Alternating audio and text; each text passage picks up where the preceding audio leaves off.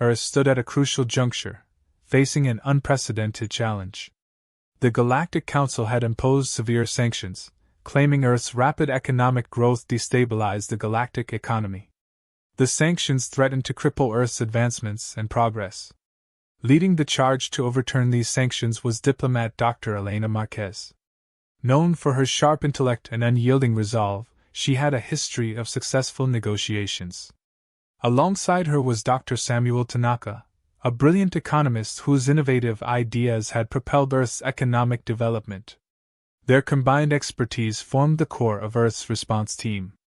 The Galactic Council was composed of representatives from the galaxy's most powerful civilizations. At the forefront were Councilors Zeltrix of the Raxar Empire, Arya of the Eldari Union, and Karthos of the Scylla Federation. Zeltrix, wary of Earth's growing influence, viewed the sanctions as necessary. Arya remained neutral but concerned, while Karthos, secretly harboring a desire for reform, saw potential in Earth's approaches. The accusations against Earth were grave. They were blamed for causing fluctuations in interstellar trade and destabilizing financial markets. Specific sanctions included restrictions on technological exports, heavy tariffs on Earth's goods, and severe limitations on interplanetary travel for Earth's citizens. The immediate impact was devastating. The stock markets plummeted, trade agreements were frozen, and panic spread among Earth's population. Earth's leaders convened urgently, and the atmosphere was charged with a mix of anger and determination. Public outcry was intense, with citizens demanding action. The formation of a response team was swift. Elena Marquez was chosen to lead, with Dr. Tanaka heading the economic strategy. Their mission was clear: negotiate the lifting of the sanctions and restore Earth's standing in the galaxy. The team worked tirelessly to prepare for the upcoming negotiations. They gathered data, formulated arguments, and devised innovative economic strategies to present to the Council. They aimed not just to defend Earth but to showcase the mutual benefits of Earth's economic model for the entire galaxy. The objective was to demonstrate that Earth's growth could contribute positively to galactic stability and prosperity. Elena and Samuel, supported by a team of experts in various fields, crafted a multifaceted approach. They prepared comprehensive reports highlighting Earth's technological advancements and their potential benefits for other civilizations. They also developed new trade proposals designed to enhance economic cooperation and stability across the galaxy. As the team departed for the Galactic Council's headquarters, they were acutely aware of the stakes. Failure was not an option. They knew that overturning the sanctions was just the first step. They had to win over skeptical council members and expose the underlying motives behind the sanctions. They had to navigate the intricate web of galactic politics and prove that Earth was a valuable and responsible member of the interstellar community. The Galactic Council's headquarters loomed ahead, an architectural marvel of shimmering spires and interwoven crystal structures. As the team from Earth approached, they couldn't help but feel a mix of awe and apprehension. The building symbolized the power and unity of the galaxy's most influential civilizations. Upon arrival, they were greeted by a formal reception, an array of diverse beings each representing a different part of the galaxy's political tapestry. The initial meetings were tense.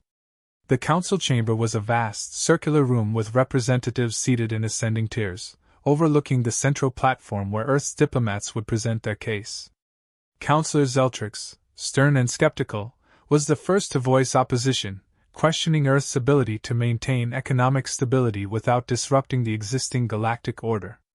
Councilor Arya, though less antagonistic, expressed concerns over Earth's rapid and unprecedented growth.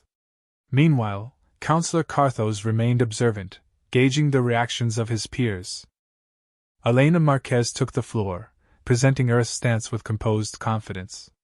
She argued that the sanctions were not only unjust but also detrimental to the galaxy's collective progress. Dr. Samuel Tanaka supported her with data-driven presentations, showing how Earth's innovations in renewable energy and sustainable agriculture could benefit other civilizations. Zeltrix countered with concerns about resource allocation and market impacts, but Tanaka rebutted with detailed models demonstrating balanced trade benefits and economic resilience. Earth's innovative proposals began to turn heads. They introduced a groundbreaking economic model based on cooperative development and resource sharing. One standout strategy was the creation of a galactic renewable energy network, utilizing Earth's advancements in solar and fusion technology to provide clean energy to underdeveloped planets. Another proposal was the establishment of a universal trade consortium, designed to stabilize markets and ensure fair trade practices across the galaxy. The presentation of these ideas was meticulous.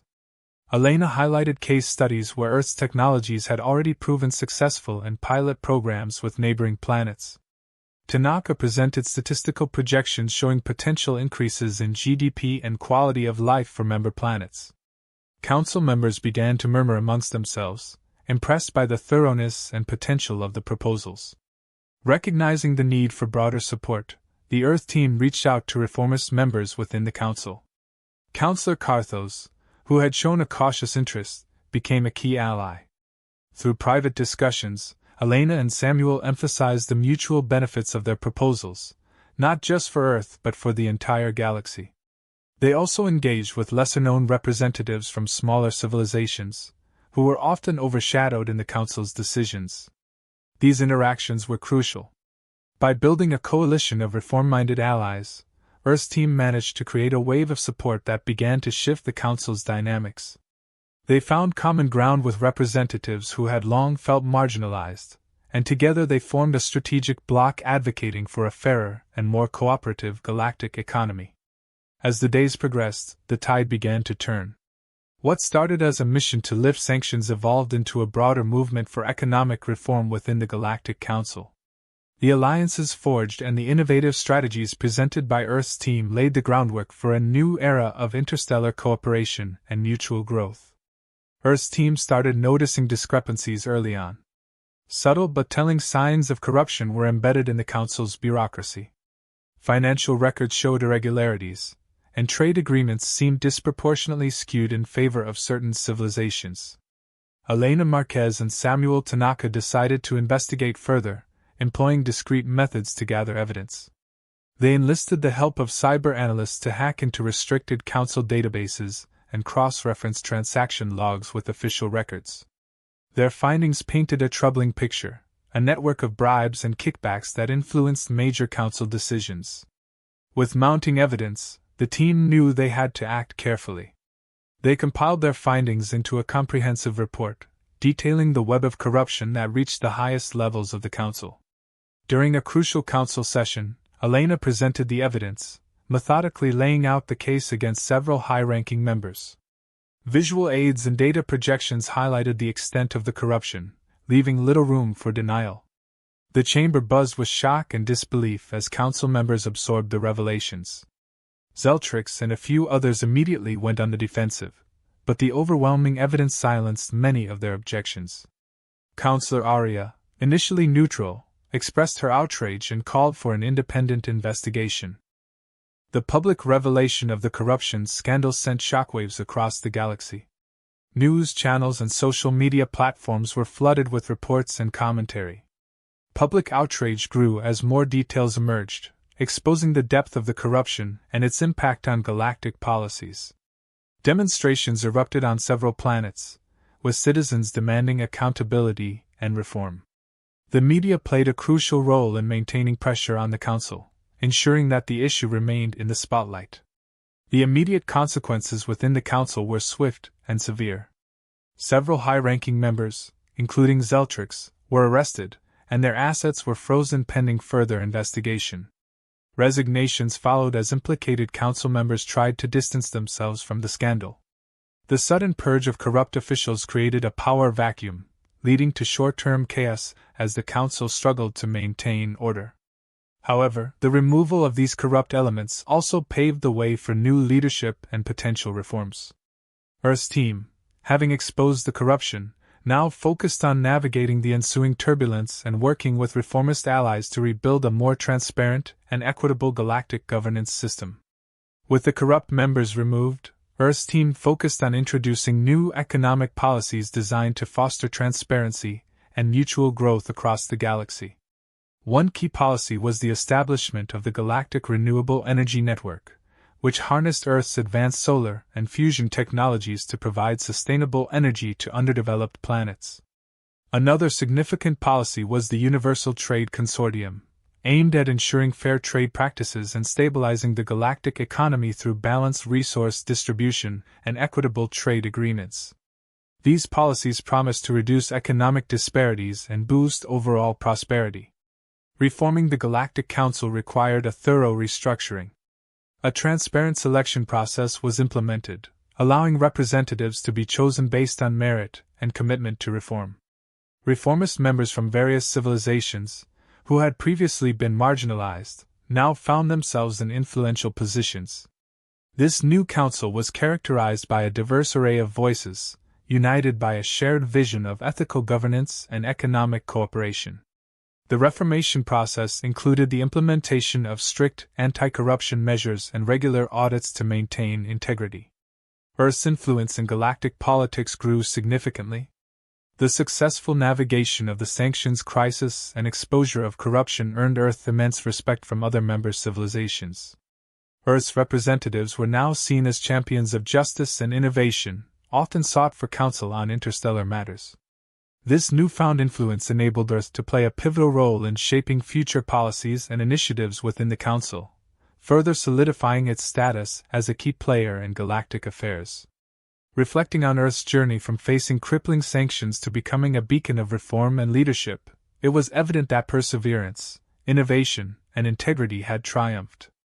Earth's diplomatic and economic strategies not only lifted the sanctions but also transformed the very fabric of galactic governance. The future looked bright, with new policies fostering cooperation and prosperity. The success story of Earth served as an inspiring example of what could be achieved through determination and ethical conduct.